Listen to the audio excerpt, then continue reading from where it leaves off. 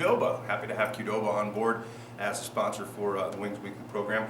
Coach Anzalone, of course, joining me once again. Coach, a difficult weekend there in Austin against a very good team that, as you've mentioned before, always plays very well in Riverside Arena.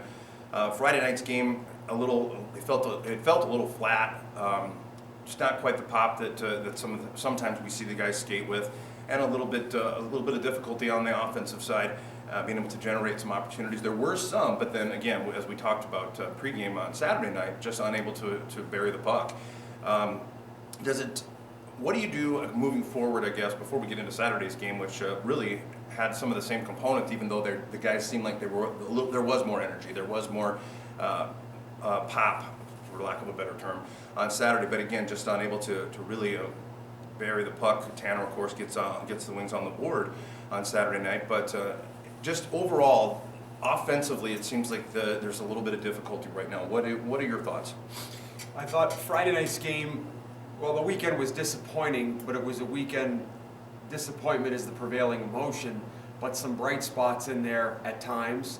I thought our special teams were just okay. I thought our penalty kill was better than the numbers would indicate. I have to give Austin credit. They really threaded the needle, and you're going to give up one opening. Like, that's just reality. You're down 5-on-4. They did a real good job of finding that opening.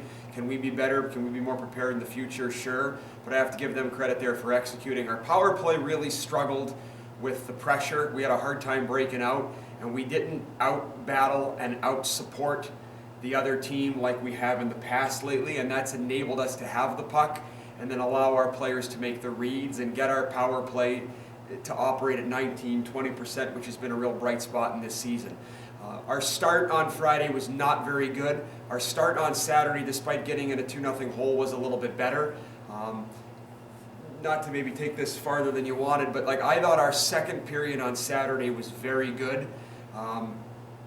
Halfway through the second period into late in the second, we were out chancing them by a 2-to-1 ratio, but again, we hadn't scored. And we were able to get the one to make it 2-1. That next goal was big, and they scored on a 55-foot wrist shot that just can't go in. And I thought it kind of deflated our tires a bit. I would have liked to have seen us persevere and push a little bit more through that, but Austin kind of woke up and they kind of got going and they took it to another level.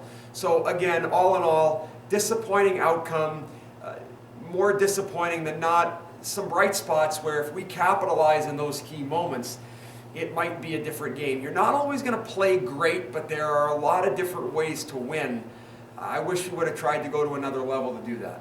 Right. Well, and as you mentioned, there definitely were some bright spots. One of them that I commented on, I felt like the face-offs have improved greatly this weekend. It seems like you guys were able to get control of the puck early and maintain some offensive pressure at different times. So that was, I think, definitely an improvement and a bright spot, as you mentioned. Riverside's an interesting place because, like you said, I believe it was Friday night that the boards are lively.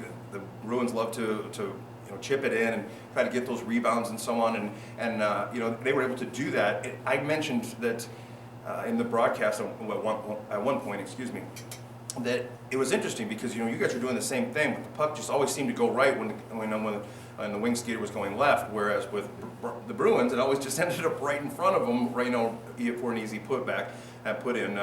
So again, it kind of goes to that puck luck kind of thing too, and it just that's got to be a little bit frustrating, but you just have to kind of power through it, don't you?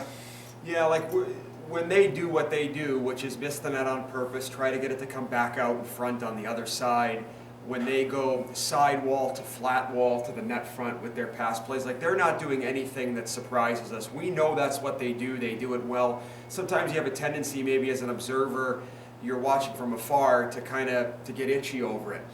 That's just them doing what they do, and that's us remedying it. We have to accept they're going to have some zone time. They're going to do what they do. We've got to handle it. There are going to be bend, don't break moments in the game. I actually thought we were pretty good in front of our own net, 5-on-5. Jay, it ended up being a special teams weekend. I could sit here and talk about the effort, but at the end of the day, if the special teams are a little bit better, the score is a little bit closer, and the game can go really one way or another.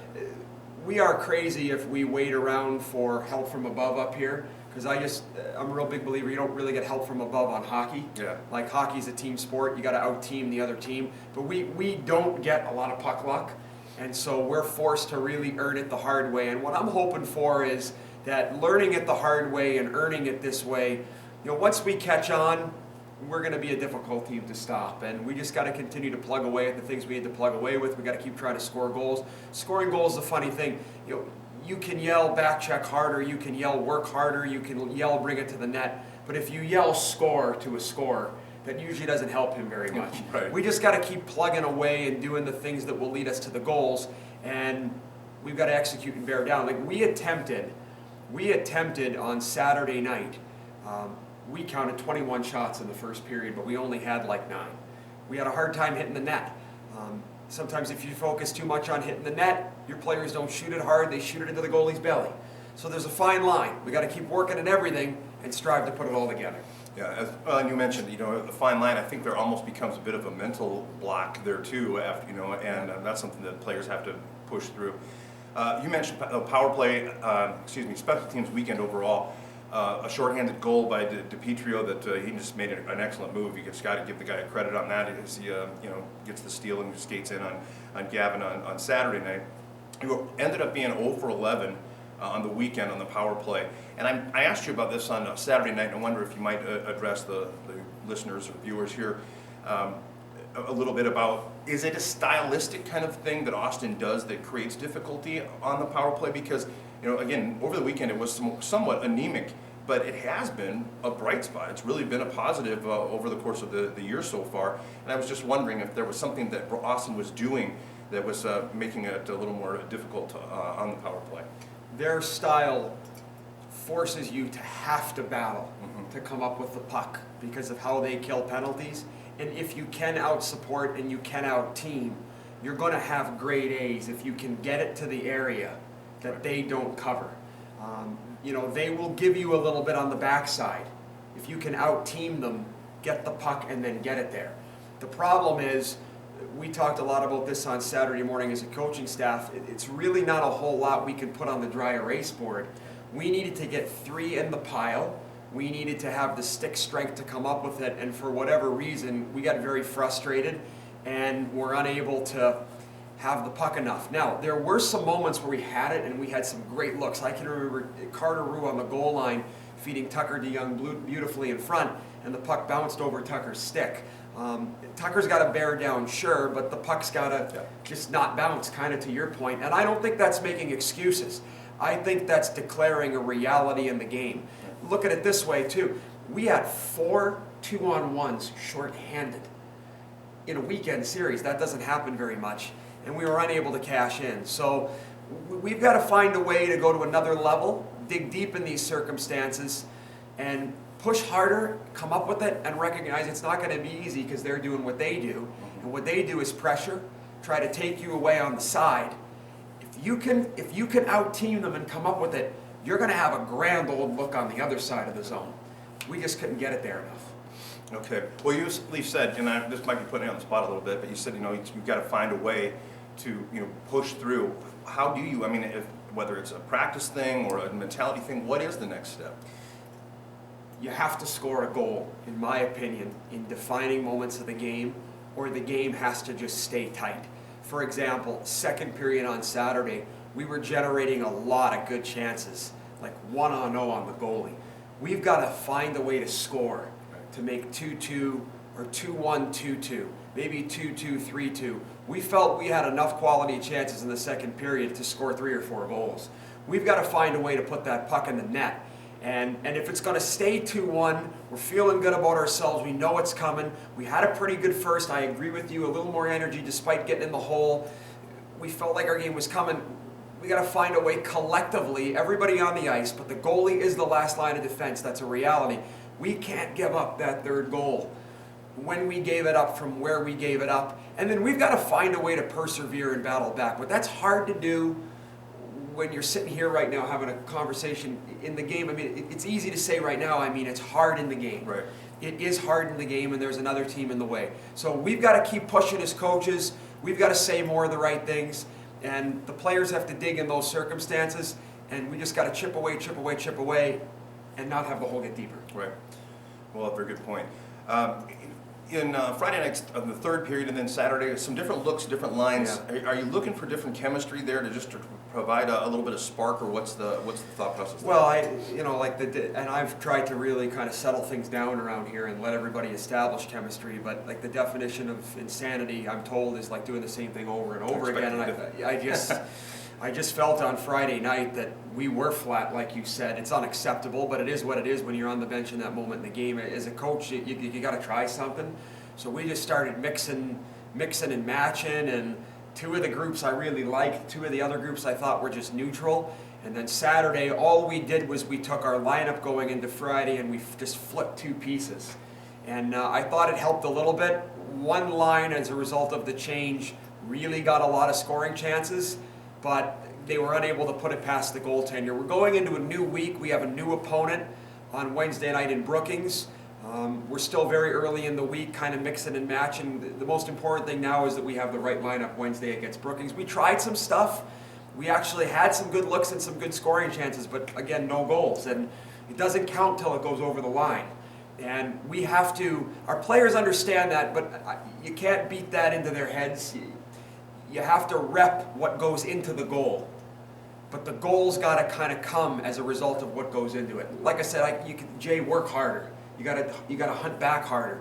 But if I tell you, Jay, you have to score, especially if you're a young athlete, I just find that tightens them up. I don't think that's a winning way to do it. No, I think you're absolutely right. All right, well, I'll tell you what, we're going to take a quick break and hear from our sponsor, and we'll be back after this. Let's make a taco. No, seriously. Start with a tortilla, soft tortilla, warm it, kiss it, don't kiss it. Chicken? How about tequila lime chicken? Now we're cooking. Slice this, peel that, snip those. Salsa? Verde. Cheese? Cotija. Oh, forgot to mention. Guac. That's better. See, anyone can make a taco, but we're not anyone. We're Qdoba, and these are knockout tacos. Qdoba Mexican Eats. Choose flavor. Welcome back to Wings Weekly, presented by Qdoba. Jay Kleinknecht and, of course, Coach Anzalone. Have kind of hashed over the Friday-Saturday game in Riverside Arena there in Austin against the Bruins. Coach, as you said, a couple of quick games coming up with different opponents. Wednesday, a quick turnaround game, which in some cases I think is positive. I think Mike Ditka said, you want to get out there and wash the stink off you, and there's no better way to do it than to go out and play another game. So Brookings has created some different challenges and has a different, overall style.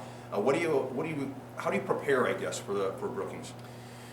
Well, we've had some success against Brookings by working hard first and foremost. That's key every night.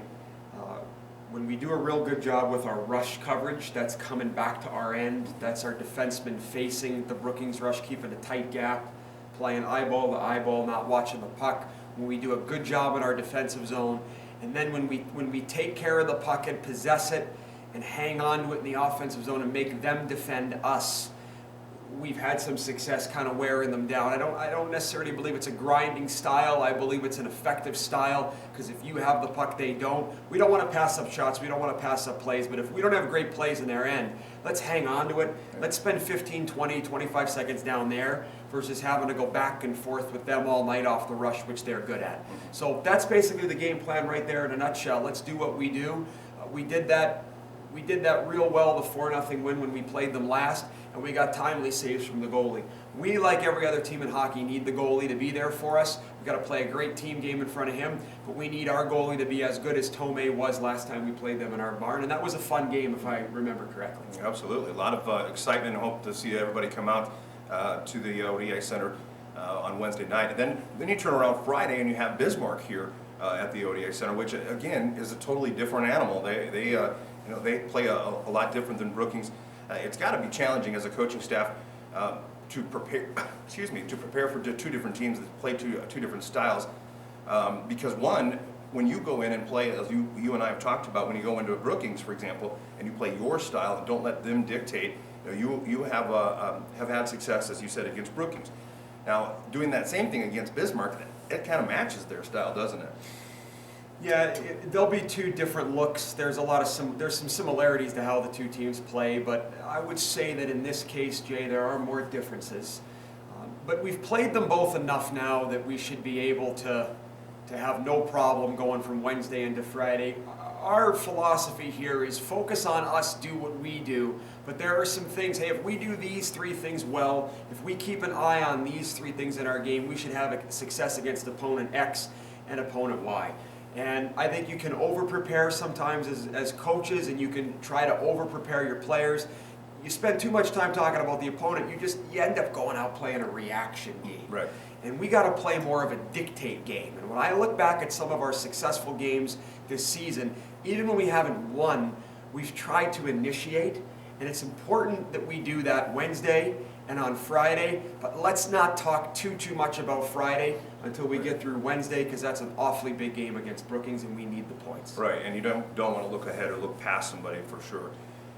Okay, well, quickly, we saw Tristan Foles on Friday night's game, and then the AP player Drew Meininger. Thank you. I keep wanting to say Greininger for some A little bit of a tough name, I'll give you that. But we got a chance to see them both play in Austin. And what are your thoughts overall? I know we don't want to single anybody out, but they seem to fit in well with the team and with the style of play. Yeah, we knew Ryan Cook was going to be out due to supplemental discipline from his last game. We knew he was going to miss the 2 games. The affiliate list is an interesting mechanism, not to be a nerd and bore everybody to death, but it's a way that you can bring in young players, put them in games, evaluate them in games, see if they can help your team, and not have it count against your protected list, Right. your actual roster. It's a mechanism we've tried to use more of over the last year and a half. My first year as an assistant, we didn't use the affiliate list a lot. Last year we used it twice, I believe. This year we've already used it once. We had some different chemistry, different pairs. It provided some challenges, but I thought both players gave an honest effort, hung in there at times, fought to survive at times, and then did really well at times. That's my evaluation on that. Excellent. Okay.